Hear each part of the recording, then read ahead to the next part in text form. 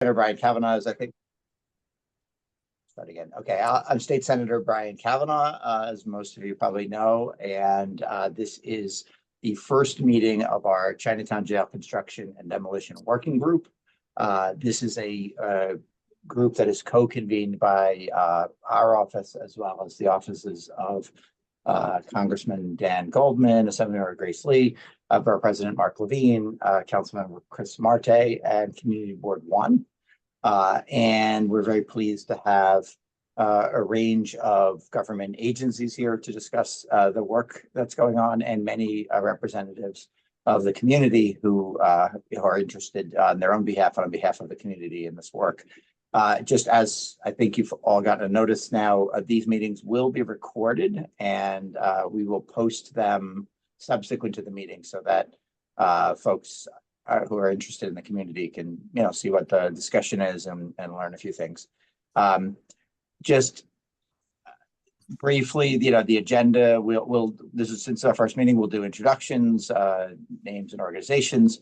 We'll talk a little bit about the scope and goals of this, and then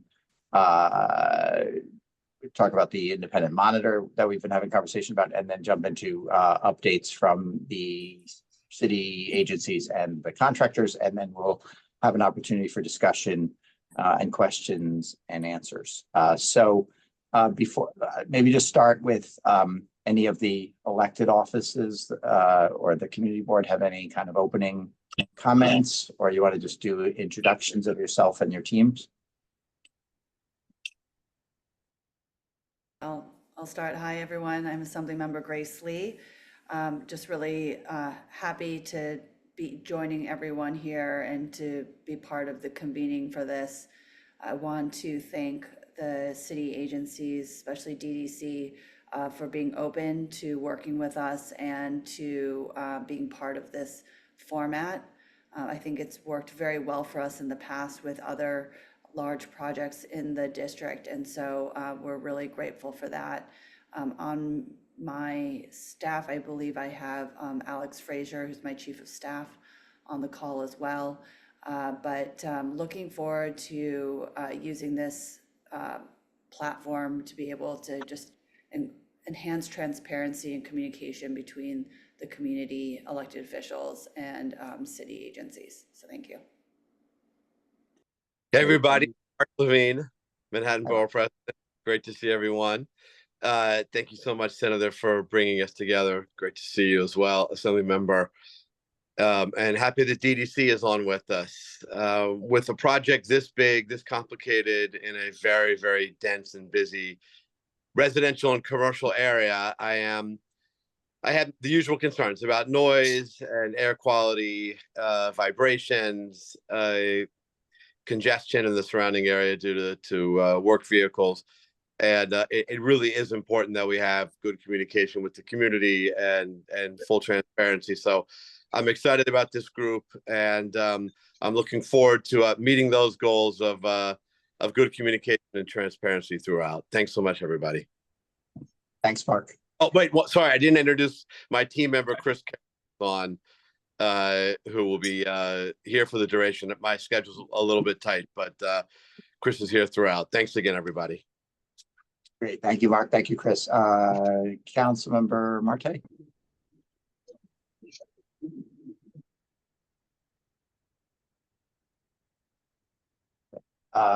Maybe. I'll go. It's Congressman Dan Goldman. Okay. How are you, everybody? I'll be brief. Great to be with you. Glad we're doing this, obviously, and just want to reiterate my urging for the city to continue to work very closely with overlapping electeds and the community at a minimum to make sure that there are significant mitigation measures taken to protect the community from the work that is being done. And as we continue to engage on the actual design and work itself. I'm on with my awesome staff member, Ling Shaya, who will be with us for the whole time. I'm going to have to hop in a few minutes, but thank you again for convening this. Great. Thank you, Dan. Any hey, everyone. Oh, hey, Chris. Brian. Yeah, gotcha. Awesome. Sorry that I'm off video. I'm actually on Zoom, but I wanted to thank all the agencies. I also wanted to thank State Senator Brian Kavanaugh for taking the lead on this and organizing and making sure that we all get on this a long overdue call. And I look forward to having a conversation and giving us another platform to advocate for the needs and the concerns of the community. So I'll be on, and Connor Allerton, my land use director, will be on as well. Thank you all. Great, thank you. And somebody from the community board want to jump in here? I'm not, yeah, hi, good morning, everybody. I think Alice. Tammy can't make it, so I'm representative here as vice chair. Yes, thank you very much to all for convening this. It's absolutely a critical kind of meeting, and it did seem to go well when we convened over things like 250 Water Street. Hopeful that this has a similar result. I also just very much hope that we can have somebody here, if we don't already, from the Lippman Commission, and that we keep them abreast of what's going on. Do we have anyone from the Lippman Commission online today, Brian? Do you know? I looked at Well, Dan. I don't believe so. So I think we really, heard. yeah, I think that's a critical component, because we're really looking at the future design, and they should be very well aware of that. So I thank you, and I look forward to working with you. Thanks. Great. So again, we have 1 hour for this meeting. We do want to be respectful of everybody's time, and obviously this will not be the last meeting, so we don't fully cover everything that people would like to talk about today, but there'll be other opportunities. I am going to ask, just to get, especially since this is the first meeting, if we can go around and do introductions. If one person from any given organization could introduce themselves, and anyone else who's here from your organization, I think that'd be efficient. And please not, there'll be Q&A and discussion later. Please not speeches, just like name, organization, and anyone and any colleagues you have, just so that we can actually get to the discussion. So I could start. Great. Hi, Elizabeth Matamoros with City Hall. Mayor shares the same sentiment as the electeds of getting everyone together. And from the City Hall team, I'm with Deputy Mayor Zoshi. We have Jasper Diaz with State Legislative Affairs. We have Matt Pitt with City Legislative Affairs. And I see Robin Forrest with Community Affairs Unit. Do you want to go over to DDC then, Jeff? Yeah. Sure. Good morning, everyone. Thank you for convening us. We have a whole host of folks, but I won't name everyone, but we have the construction team, we have the contractor, we have our community outreach lead, Lauren, and then we have some DDC folks from construction and the construction oversight. Thank you. I'll pass it over to, I guess, I'm trying to see, DOH.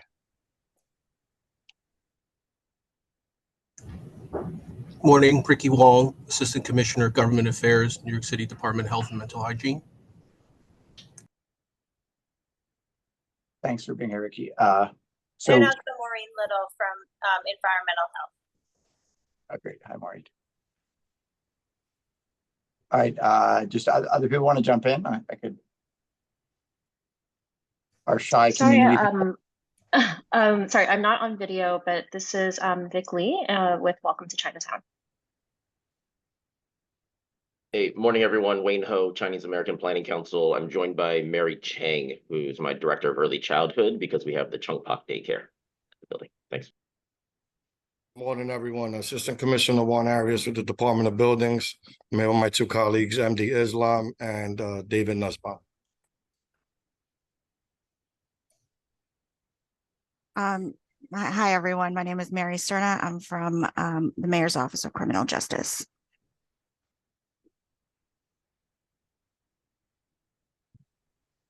Good morning, everyone. I'm Caroline McKee. I'm the director of the Borough-Based Jail Program at the Department of Correction.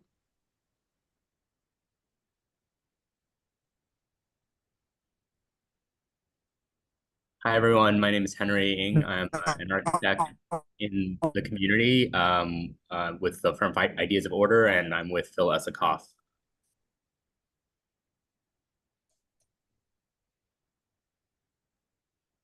I'll jump in. Good morning, everyone. My name is Edward Kucha. I'm a member of the Chinatown BID. I can also speak informally for Little Italy. I'm a stakeholder. I have an office in the Chung Pak complex, and I live a block away from the jail. Hi.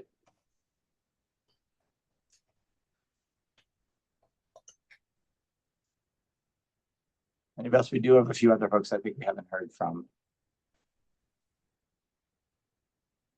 Yes, good morning. My name is Gary Watt with Chung Pak Local Development Corporation. I'm with my colleague Stephanie Wong.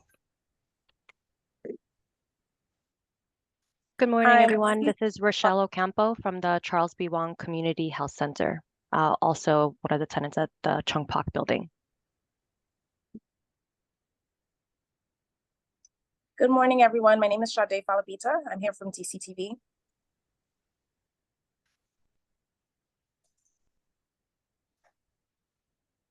Okay, I'm gonna one more round. Anybody else who's okay? All right, hearing none. So thank you for doing that all. Just real quick, and also Rich Peterson Okay, from the Gramercy Group. Oh, great, thank you. Okay. So again, the agenda did get circulated, I think, in advance. Just briefly, again, since it's the first meeting, just to emphasize the scope of this working group is issues directly related to demolition and construction at the jail site. There are, of course, other issues related to this. The long-term question of, what will be built. There are even some in the community who are still skeptical that, we should be building a jail here. But those thoughts and that discussion is not, this is not the forum for that. We do want to make sure this is an opportunity to have, very specific conversations about what's going on at the site, what's planned in the near future, and its impacts on the community and how those can be mitigated. And I think, this is probably worth saying at least once, although I'm not too concerned that this group needs to hear this, but of course, this is the goal here. There's been some, tensions at various times around some issues with the site, but we do expect this to be a, continuously respectful, collaborative conversation, and which, of course we can disagree even in this setting, but, hope that we can keep the discussion at a sort of high level and at a, keep it constructive. So I just think that's worth saying once up top. So if there's, with no further ado, I maybe first item, DDC or if we'll let you figure out how to manage presentation, but DDC or the contractors want to give us a status of the project. Absolutely. Senator Kavanaugh. We have a brief presentation that we can share. So let me pull it up on screen. I do have capabilities. Sorry, I should have checked that. Okay.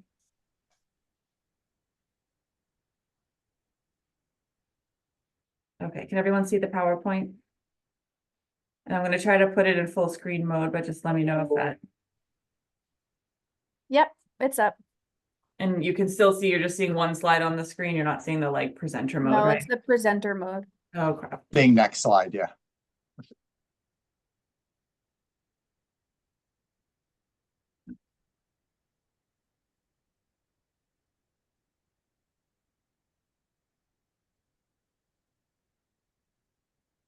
You know what? Sometimes Zoom is a little bit funny about this. So let me just. Is that large enough on everyone's screen if we're just showing it like this and you guys see the slides on the side? Is that okay? I don't want to think it's waste okay. time. It works for me, yeah. Spend Go our for it, time Lauren. fiddling around with this on the technical side. Thanks, everybody. All right, so Senator Kavanaugh just went through this. We just did the introductions. Thank you for kind of setting the table with the group goals, the scope, ground rules.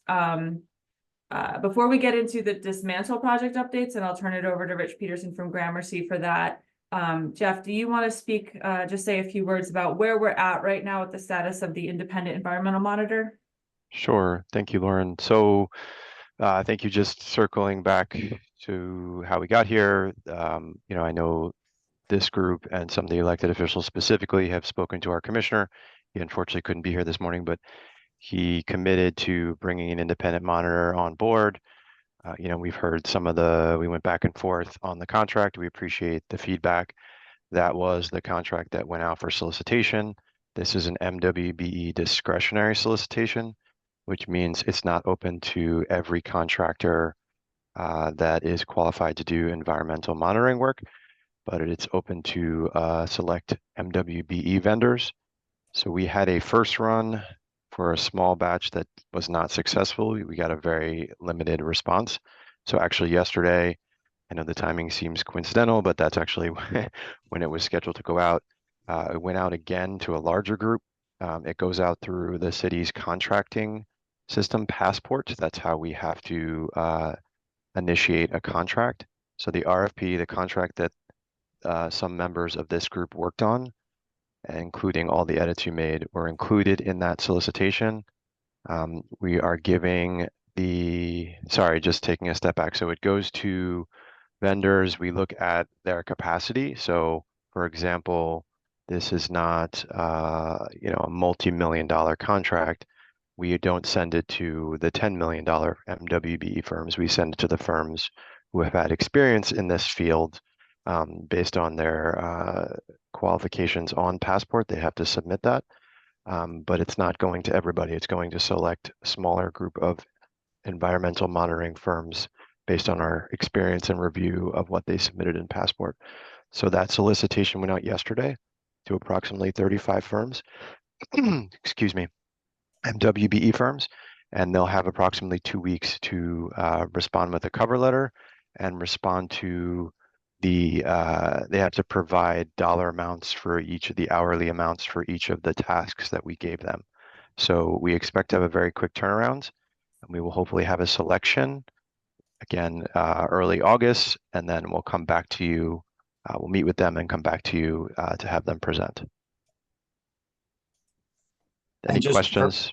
Yes. Just for people who may be viewing this, or people who are on now, this is at the request of the elected officials and the community board and some folks in the community. This is an independent monitor that the city has graciously agreed to pay for, but will be responsive directly to the community, sort of independently of the team that's doing the dismantling and the work on site. Of course, the city also monitors the work on an ongoing basis, but this will give us an extra set of eyes. And this is a model we've used in other contexts, and I think it will help provide confidence that the analyses and the kind of observations we're getting are reliably being reviewed by multiple parties, including someone who's not beholden to the contractors on the site.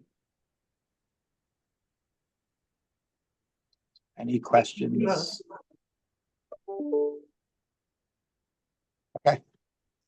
Brian, I'm not sorry. I'm not sure if I should raise my hand. It's Alice. I just have one question, Jeff, and thanks. Is the firm that had done the oversight at 250 Water Street one of the 35 firms being considered? Yes. Thanks.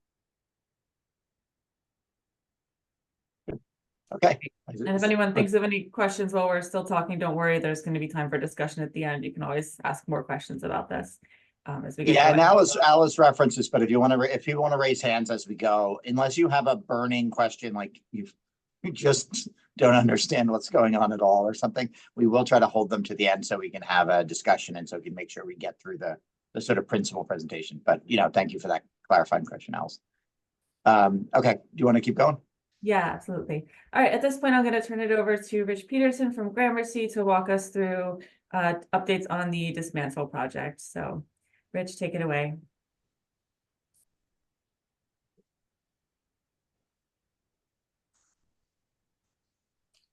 Sorry, it took a minute for the camera to click on. Hello, everybody. Rich Peterson from Gramercy Group. Everything you see on the screen in light gray has been completed to date, and we are currently under the North Tower dismantlement, which is ongoing this summer, which is the remaining pieces of the gym walls. We are also working on the waterproofing and infill of the Chung Pak building. South Tower is under dismantlement currently. We are a few floors down, and that will be going down ongoing through the end of 24 with substantial completion for the project early 25. This is the current dismantlement site layout. As you can see by the red lines, that is the current fencing You have the sidewalk shed and bridging a little bit on Baxter, but mostly on Center Street, which will be coming down shortly with regards to the North Tower section. You also have the new Sally Port on the right-hand side and the 2 spots where we have flaggers for the parking in order to allow trucks to enter and exit the site. These are some current photos. You can see the left side is the current state of the South Tower dismantlement. And on your right is the current scaffolding set up on Chung Pak for the remaining North Tower gym wall. Let me rephrase that. Adjacent to Chung Pak. The scaffold is attached to the North Tower gym wall, not Chung Pak.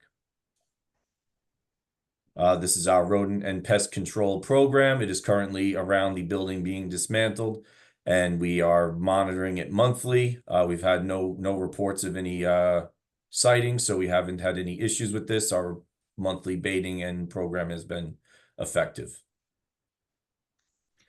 This is our environmental monitoring plan. I believe everybody here has seen this a few times. For those that haven't, you have vibration monitoring stations that were relevant to the Sally Port in blue.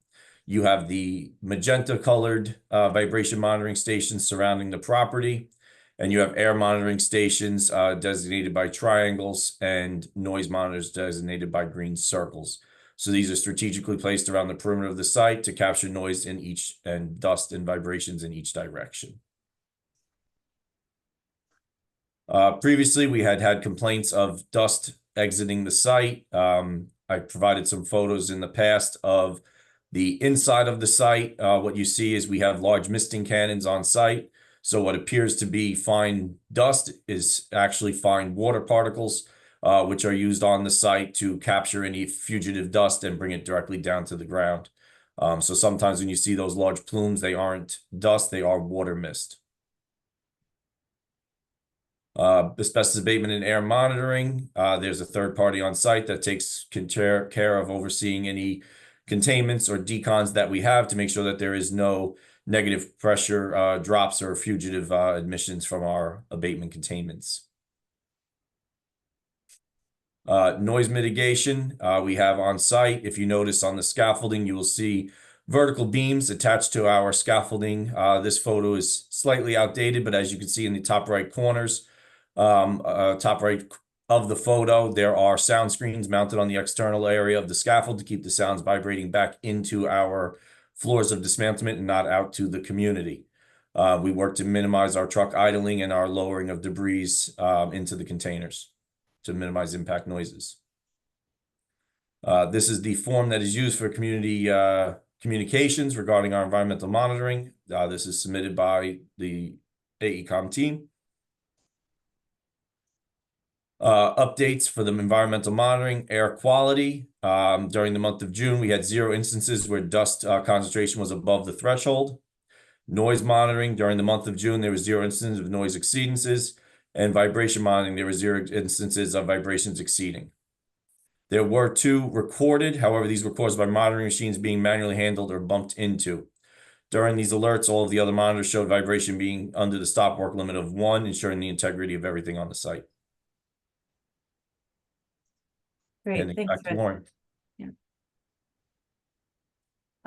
So as I think everyone on this call is aware, we have our community construction liaison, Nikita Sin. She works out of an office adjacent to the site. We issue, weekly construction bulletins, advisories. So if there's anyone on this call, or if you have friends or neighbors who are not receiving the weekly communications and want to get more information about the project, please reach out to Nikita. Her phone number and email address is posted right here. And I've highlighted the phone number. I just want to make everyone aware. We did send an advisory out to our community email network yesterday. Nikita has a new phone number as of yesterday. So just flagging that here. We'll make sure we keep highlighting that in all future communications for a while till folks are used to it. And as a reminder, we've shared this many times at some of the community board quality of life committee meetings. So in addition to our communications, our regular weekly bulletins and alerts that we'll send out about environmental monitoring and the monitoring reports, if there's ever a major emergency on site, something that's beyond the scope of just the construction team to handle or address, there is an emergency response protocol. We would be coordinating and notifying NYCEM, that's New York City Emergency Management, immediately. They would then take charge of notifying relevant agencies and sending information out through the community. This last paragraph below, there are ways, if you're interested in signing up for citywide emergency alerts, you can sign up through Notify NYC, and that enables you to get information through phone calls, text messages, or email alerts about disruptions or other emergencies going on around the city. So you can sign up there. And with that, that's the end of our presentation. So I'm going to stop sharing my screen just so we're all a little bit more face to face. However, if anyone wants to refer back to a specific slide, just let me know and I can pull these back up on screen.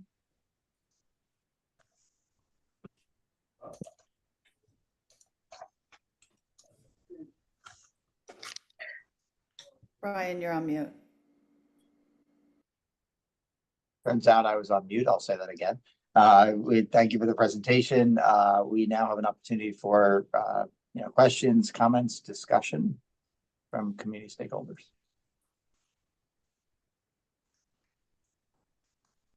Hi, thanks for the update. Once again, Wayne with CPC. We run the Chung Pak daycare inside the Chung Pak building.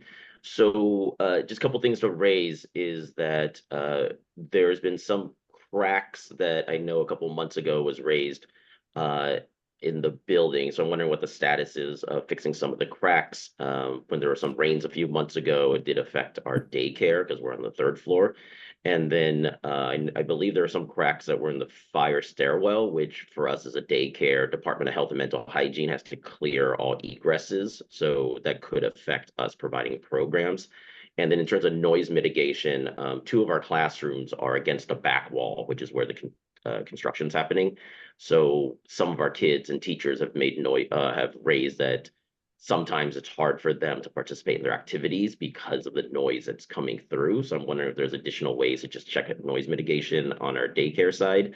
And I think rightfully so, we've been paying a lot of attention to the seniors and making sure that the seniors there are healthy and safe during this time. But we should remember too that there's a daycare, there's Charles B. Wang's pediatric clinic. So also it's not just our oldest, it's our youngest in the community that could be affected by the construction. Thank you. Great, thanks for your questions, Wayne. Rich, could you speak to these? We can take them one at a time. Could you speak first to the status of repairs to the outer wall and the waterproofing that's ongoing? So the waterproofing has been installed over the upper levels of the west side of the Chung Pak structure, which is where your daycare is located. So that have been sealed up. With regards to the cracks on the 1st floor, those are in for permitting for repair. With regards to noise adjacent to the daycare, that section of the North Tower has been removed. So there is no more chopping immediately adjacent to the daycare sections of the structure. Did I miss any other ones? The stairwells and everything was cleared by DOB back when that everything is structurally sound and acceptable for everyone to remain in the building. For those of us who may not have been much with the timing of things, that you said it's in for permitting the work. Can you just tell us when what does that mean in terms of when the work might occur? The plan is to perform that work this summer. I just don't have the permit in hand yet. Okay, thank you. Are you good, Wayne? All right. Yes, thank you. Great. Alice, I see your hand. Yeah, thanks very much. Could you just give a small summary of what's happened to the materials of the state eligible land work that's now being demolished? In other words, what happened to the metal panels, some of the beautiful detailing? Is any of that being recycled, reused in any way?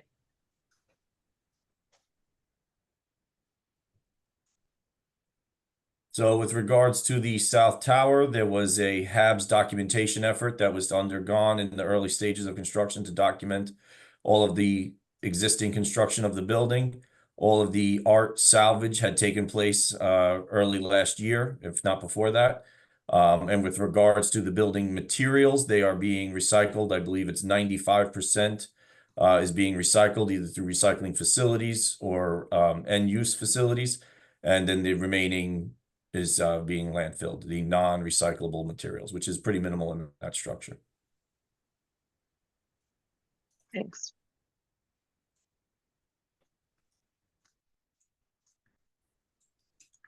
Other questions, comments, concerns?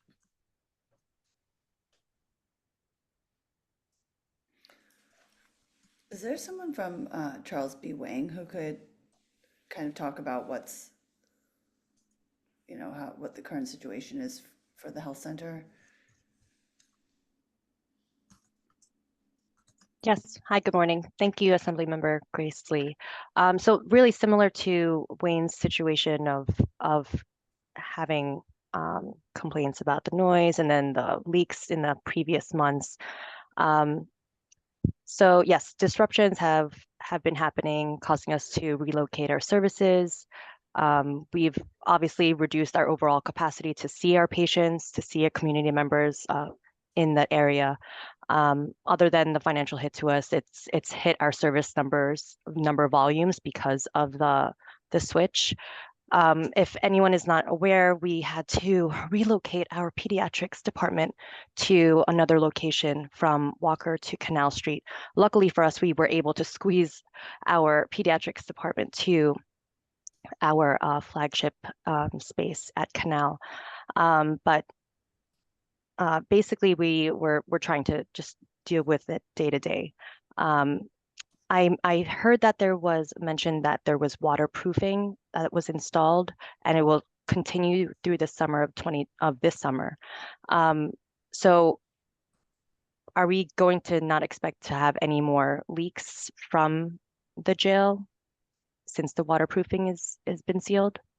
And also, when Wayne was mentioning about the noise disruption for the daycare programming, you mentioned that there was no more chopping that's going to be involved against the Chung Pak building. So I just wanted to make sure that I heard that correctly.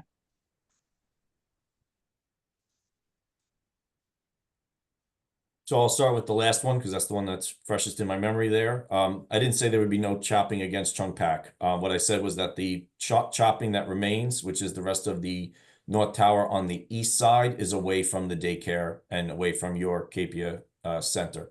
It's on the east side, the remaining sections of the wall. On the first floor, we do have a slab to take out, which is adjacent, but not vertically against your building. Rich, can you also speak to the waterproofing work? And maybe we can take a step back a little bit and talk about why the waterproofing is necessary on the Chung Pak wall, what the existing conditions were there when we took down the North Tower wall, and then what your team is doing to try to help mitigate that situation. Yes, so there was extensive repairs needed to the Chung Pak facade wall, as the CMU wall was not built in the fashion that we were told, right? There wasn't all of the ties and proper gapping between the structures. There's lengthy reporting on this, but it required us to do significant dry packing and infill work in order to waterproof and seal that structure, which has been ongoing. So the upper levels are completed. The first floor has not been completed, obviously, due to the fact that I have to replace that section of the blocking that was adhered to our building when we took off the North Tower wall. So that's been ongoing. In terms of future leaks, I can't predict everything, but we have sealed the upper levels. I'm not aware of any leaks from the upper levels at this point. I don't know if you have any other questions regarding that.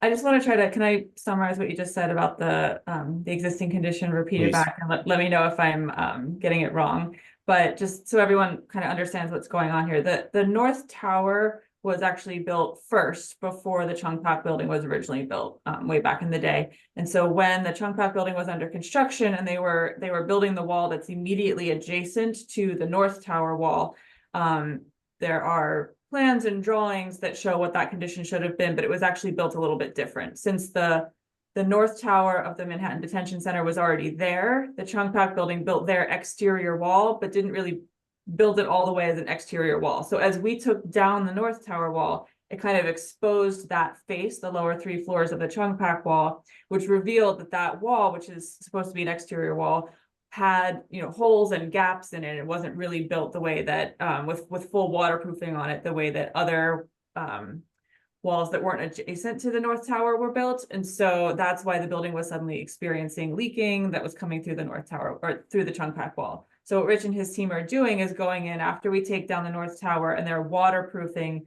that exterior wall of Chung Pak, trying to put it back to a condition where leaks won't be occurring. That is an accurate statement.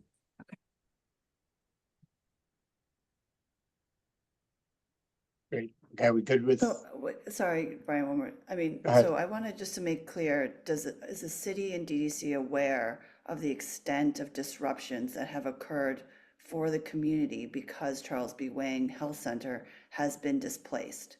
And what compensation or other funding or additional resources are going to be committed to Charles B. Wang as a result of this? We've lost healthcare services to the community. We've lost facilities. So if we can, I don't see any acknowledgement here of this. Caitlin, you're, please mute. Caitlin, can you mute? So just want to make sure that this is being acknowledged properly and being addressed. I'm gonna go with Kayla to drop off the books. Okay. Because Caitlin, then you're unmuted. Could a host just? Yeah, just mute it? can a host just mute her? Yeah. I don't know. Okay, so first of all, I mean, we are aware. Oh, a lot. That Caitlin. Caitlin, I don't know if you can hear me, but you're unmuted and we need you to mute yourself. We can just Uber. Dan, can you? Or call an Uber. Okay, got it. Okay, thanks so much. Sorry, I couldn't find her. There There are a lot of people. Thank you. So yes, we are aware, and Rachel and our team have communicated with us, so we're aware of what the disruptions are. To my knowledge, the city does not provide compensation due to disruptions from construction work. I mean, that would be something that would have to happen, you know, across the city for all projects. So I don't believe that there is compensation being offered at this time. Thank you, Lauren. Thank you, Assembly Member. I don't know if any of the City Hall folks could talk about, you know, potentially meeting with the health center to figure out if there's some city resource that could be available. I'm not sure. As Lauren said, we're limited to, you know, the capital work that goes towards the project. We don't necessarily have the ability to provide funds to a private group, although obviously we recognize how important they are to the community.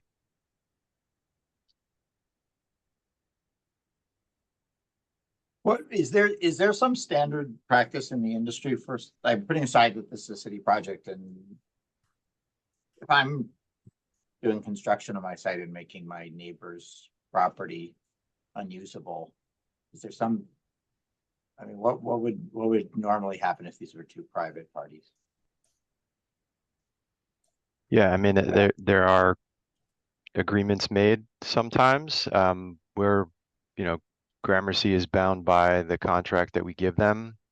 And generally DDC as an agency can only spend money on capital work, which is, you know, for permanent or 5 years plus work that will continue on past that mark.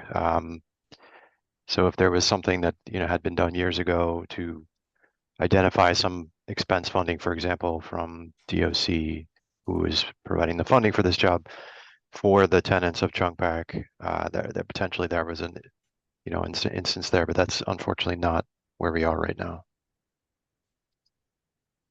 Yeah, so I know, as Jeff mentioned, that City Hall folks are here. I guess this is a conversation we'd like to continue to have. I don't know if there's a good answer today, but you know, just then, you know, just to note, these are most of the occupants of Open are providing important public services that are, you know, they're private organizations, but they're substantially funded by, you know, all of us in government trying to make sure that these services are available. So, you know, these are neighboring properties with public works going, public projects going on them, but we'd like to have a conversation about whether there Yeah, might be larger something we should conversation. compensate for that. Okay. Rochelle, are you the right person to reach out to directly? Robin and I can follow up. Yes, thank you. Okay, sorry. I'm not sure that I have your contact, so if you drop it in the chat, I'll send you an email now. Sure. I mean, just sorry, Rochelle, just quickly, we also have some under enrollment at Chung Pak Daycare because parents have said they don't want to send their kids there during construction time because they're worried about noise and air quality. So because we're funded by the city for daycare, it's based on enrollment as well as attendance. So we have a hit as much as Charles B. Wang has a hit, and the leadership, we compare notes all the time along with Gary and Stephanie over at Chung Pak LDC. Okay. Yeah, and we can make sure that I was remiss in not introducing, but Dan Byers, my staff who coordinated all this, can make sure that we have the relevant contact information for the groups that are providing services, direct service in the building. Okay. And I just wanted to clarify, I also see, Rochelle, you dropped the question in the chat about the independent monitoring. So Lauren or Jeff, can someone speak to the scope of the independent monitoring? Because the environmental monitoring is ongoing and has been ongoing for the duration of the project. This will be more of a community advocate or another set of eyes on the same data. So there's no additional monitors being set up. Those monitors have been running for the duration of the project. This will be to help talk through what it's showing. And is that fair, Lauren? Do you want to translate that for me better? Yeah, that's correct. So we do have, as Rich explained earlier, we have monitors in place around the site. Those have been running and recording data and tracking what's going on the site since day one. And we do publish our monthly monitoring reports. Those are publicly available up on our website. And all of that is going to continue happening. So just while we're waiting for the independent environmental monitor to come on board, please don't think that we're not monitoring the environmental conditions. We are keeping track of what's happening on the site and making sure that air, noise, and vibration levels stay within safe limits for this community. I also just want to note that in between publishing our monthly monitoring reports, if anyone has concerns, anytime, something that they're seeing, hearing, or feeling on the site, you are always welcome to reach out to our team. We can check in with Rich, see what's going on. We can check the environmental data. So just, please let us know if you have concerns. But to Elizabeth's point, when the independent environmental monitor comes on board, that's correct. They're not scoped to set up new monitors around the site. We're going to continue with the monitoring machines that we have, but that team is going to be working closely with the Analysis and the other monitoring companies and Rich and his team to understand and review that data and help report out to the community. And I'll just jump in here to say, as someone who pushed the city to do this, we did not. This initiative was not because we think there aren't, enough physical monitors on the site, or because the city is not doing what one would normally do with a large scale construction project like this to monitor. So it's not like there hasn't been monitoring, and hopefully in a few weeks they'll be monitoring. We've used this model where having someone with the technical expertise who speaks the language of environmental monitoring can basically collaborate with the existing organizations that are doing monitoring, that are gathering data. And it's more about the interpretation of that, or when there are exceedances, being able to sort of give the community assurance that, these are within, that they're being addressed properly, or, sort of on behalf of the community suggest that more needs to be done. So it's really an extra layer of, oversight and credibility that we're looking for. And we found this to be very useful in other projects. So we asked for it here, and I should say that the city, the commissioner personally got involved in this and agreed to pay for this out of funds that, the agency has the discretion to do. This is not something that was originally budgeted as part of this project. So we appreciate that. And again, hopefully that by the next meeting, people will be able to, see that person at work and directly. I'm seeing some of your questions, Rochelle, in the Sure. chat. Lauren, just really quickly, do you happen to have accessible a map with where the air monitors are currently located, and maybe you can, I don't know if that's, I'm sure you have that. And then maybe talk about like wind direction and things like that, just to get a better sense of like the, kind of why you decided on the positioning of each of the air monitors, just to help us out a little bit. Yeah, absolutely. So if you guys can see the screen again now, the air monitoring stations are shown in these black triangles. So we have one at each of the four corners of the site, and there's a fifth one that was installed on Baxter Street. Rich, I'm actually going to ask you if you can kind of just speak to the placement of these and why these have been determined. And again, it's not just by Rich and his team, but the environmental monitoring plan does get reviewed by city agencies. So there's a number of eyes on this and experts in the field who review these things and sign off and determine that this is, these are correctly placed. Rich, can you speak to this? Yeah, so they are around the perimeter of the site. So no matter which direction the wind is blowing, there is one monitor collecting the data leaving the job site.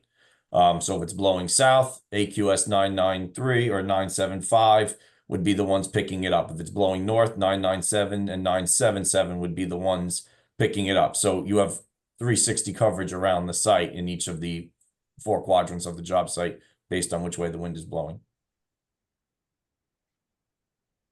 And I see there was another question in the chat about the timing of the independent environmental monitor. So as Jess said, that has been re-released for procurement right now. I'm not sure exactly when they're going to come on board, but we are working, and the city is working as quickly as possible to bring them on board, because we know this is a primary concern for the community. Yeah, so just to clarify, I did see those questions. So the response is due by the 31st of this month. These are certified MWBs in the city SBS, New York City Small Business Services Certified MWBE list. That is how we have to procure it. Again, this is not a public procurement, as in we send it out to everybody in the industry. We identified certified MWBEs that do environmental monitoring that are in the passport system, the city's contracting system. I hope that helps. And again, the goal is to bring them on as soon as possible, hope, in August. So next month. Rochelle, is there something in particular just on the air monitoring really quickly that makes you concerned that the air monitors are not placed in the correct locations, just so the city can address that? Thank you, Assemblymember Ali. Yeah, it's across the street from Chung Pak building. So I don't see how the actual air that we are breathing at Walker Street will actually be seen as we enter our building, open our windows. It's across the street. So I asked in previous meetings if there was possible to just add another monitor closer. I don't see why that's such an issue. It's another monitor we're asking, and specifically a monitor that will be attuned to what is appropriate for serving healthcare in a healthcare setting, whether it be the dust, the vibration, the noise, specifically the air. Just add another air monitor closer to the Chung Pak building. Is that something the city could consider?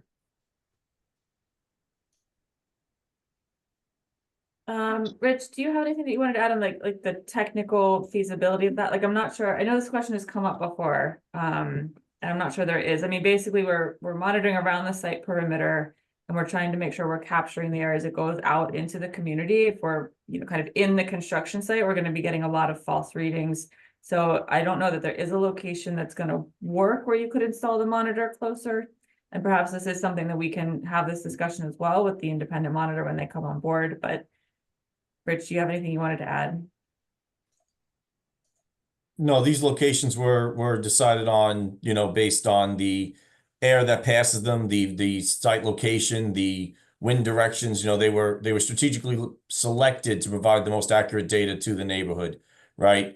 Putting them near a door entrance doesn't always give you the most accurate data. So I don't have the literature in front of me as to the location being chosen, but there was rhyme or reason when we chose these to be in the most useful locations. But to add another monitor is that a cost issue, logistic issue? If that adds peace of mind to the community, can we consider that request? I will leave think that, I will leave that with the city and I guess the Yeah. new independent monitor. I think that is appropriate for the independent monitor, when that entity comes on board, to evaluate the request and then make a recommendation. Okay, and then just really quickly, can we also speak to the threshold for air quality monitoring if the DOH is on site on the call, to just kind of discuss what the thresholds are for the air monitor? Sorry, I'm getting a little bit into the weeds, but it just seems like an appropriate forum since there are so many of us on the call.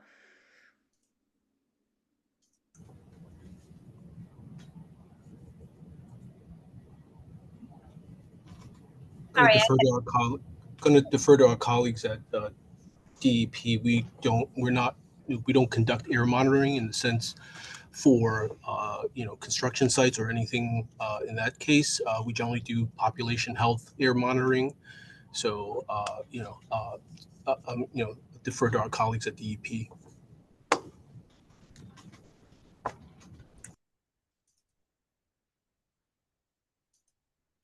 Okay, so this is to be continued. I just note we are close to the scheduled end of this. We do have 3 folks who have been seeking to get into the discussion. I mean, I recognize that this isn't really resolved, but might be a good time to just make sure we cover the remaining issues, and we'll circle back with this.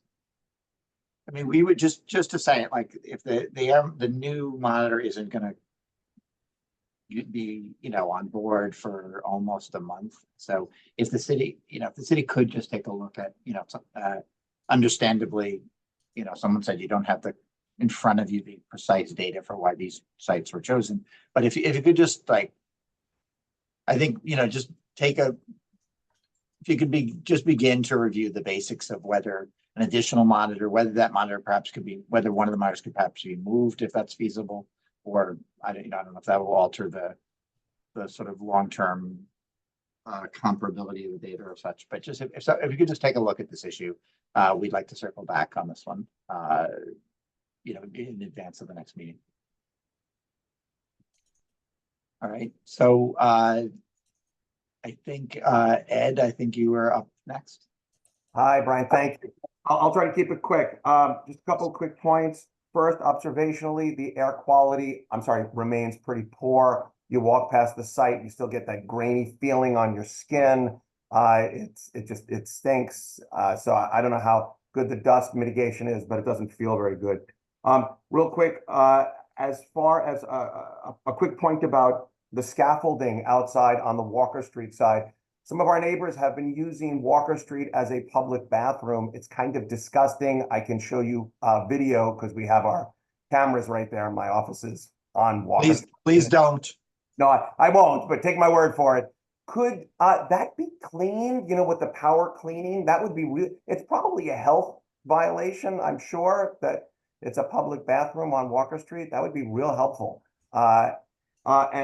And then real quick, since I know we have a lot of time, as far as compensation for some of the Chung Pak tenants, I being one of them, Margaret Chin did promise us at the beginning of all this, there would be at least $1.3 million set aside for the tenants of Chung Pak, including the old folks upstairs and the commercial tenants like me.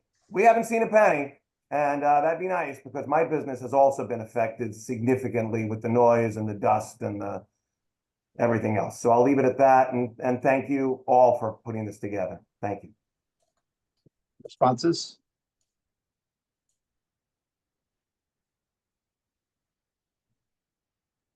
Rich, is it something we can take a look at, the scaffolding? I mean, I'm not sure how I can handle the people using the streets as their bathrooms. I mean, it's No, not, the cleaning and the cleaning of the scaffold underneath. once again, I don't know how cleaning neighborhood people using the bathroom is. I don't know how that lands. That's all over the city. We're not in the human waste removal business. I'm not sure.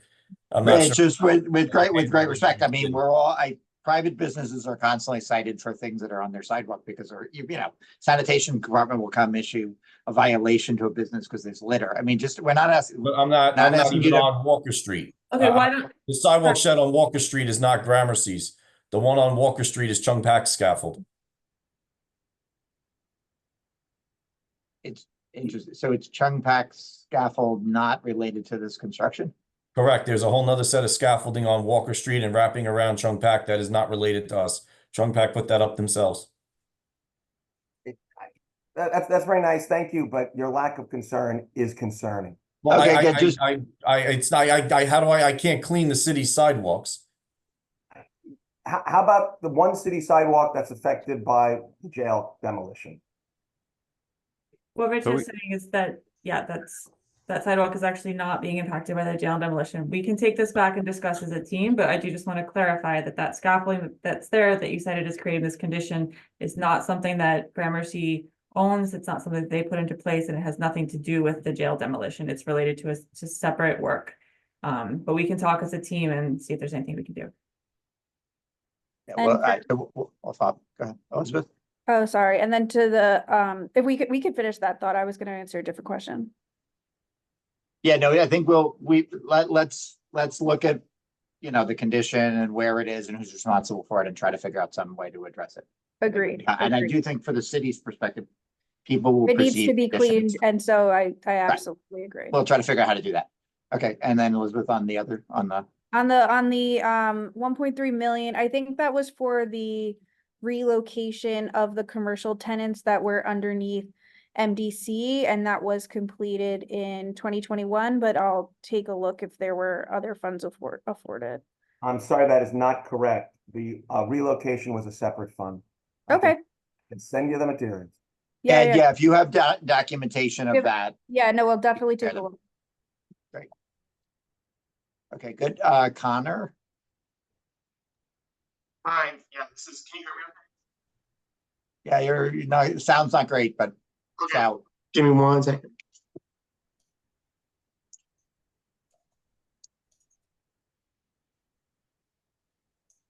A little better. Yep. Okay, all right. I'll just be quick. I just wanted to, this is Connor from Councilmember Marquez's office. I just wanted to reiterate, I think that the extra monitor dedicated to Chung Pak, I think would be really helpful, just given its unique position in relation to the site, because it's, on site, it's not across the street, and it's the only case of that, and all of the just sort of vulnerable services going on in that building.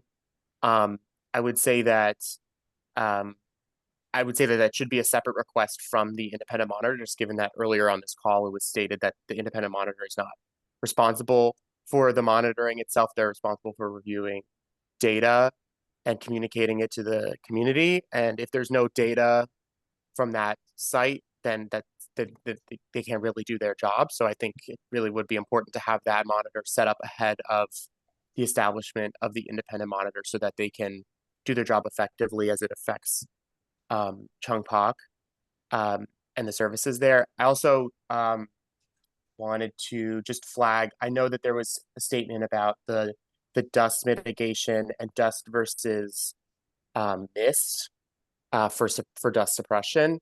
And while there was documentation around dust in the air, what was perceived as dust, and that's maybe a little bit harder to decipher from the human eye, what's dust and what's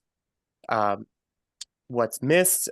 There were also significant documentation of dust coverings on private vehicles on the street. And so I just feel like that's maybe a clear example of dust getting off site. And we shared those. I think that, they're around, people have been documenting that as well. So I just feel like that's maybe a clearer example of the issues that people have been facing with the dust, because that's more obviously not mist. So I do encourage us to continue following up on how to better mitigate the dust. Thank you. Thank you, Connor.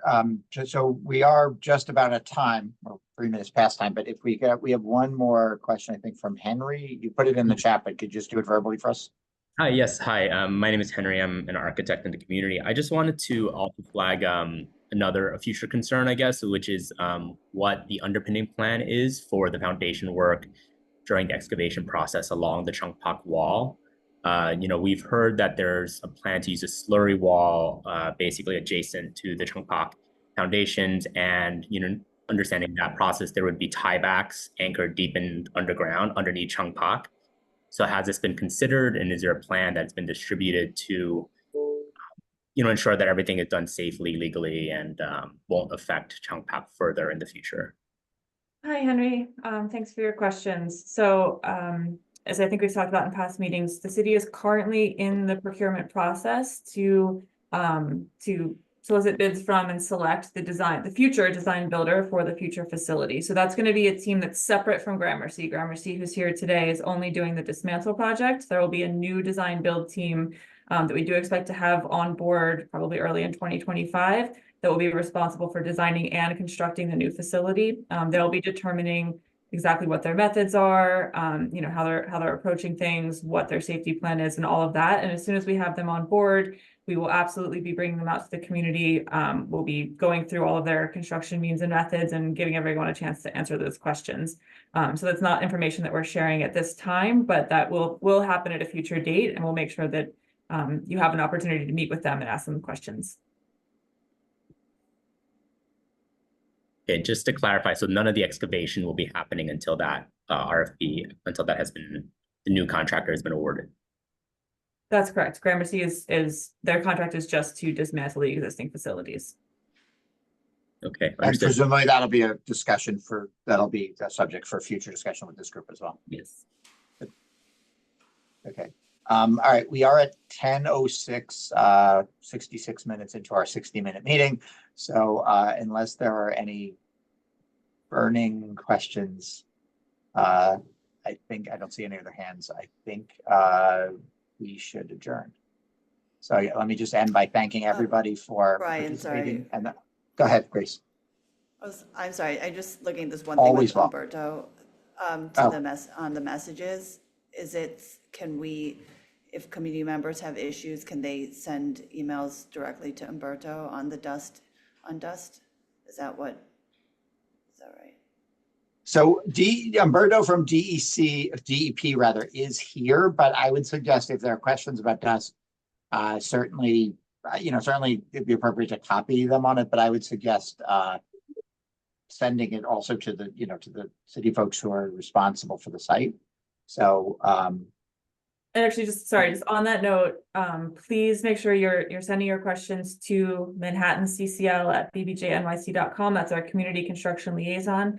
Everyone you're welcome to copy other people, but please make sure you're sending it to Nikita at our designated email address for that. It's not just for purposes, like Nikita's an expert in this. She receives the emails. She knows how to communicate with the contractors to get information back out, but we also do that for our own internal tracking and recording purposes. It really helps us keep track of all the questions that we're receiving to have everything going to one centralized email address. So please make sure you're including manhattanccl@bbjnyc.com so that we don't, inadvertently overlook your email or not see something. Thank you all. yeah, and please copy our offices as well, the elected Dan Byers in my office, and we'll make sure that I think since we were involved in setting this up, everybody has that, but we'll make sure that contact information is available to people. Okay, again, so I'm gonna, let's adjourn here. I want to thank everybody for participating, all the city folks and the contractors and all the community folks for joining and expressing your concerns, and hopefully we'll get a few things resolved, or at least, move them along as a result of this conversation, and we will reconvene again in the near future to continue the conversation. Thank you. Thanks, everybody. Thank you. Thanks, Thank everybody. you, everyone. Take care. All right, bye. Take care, everyone.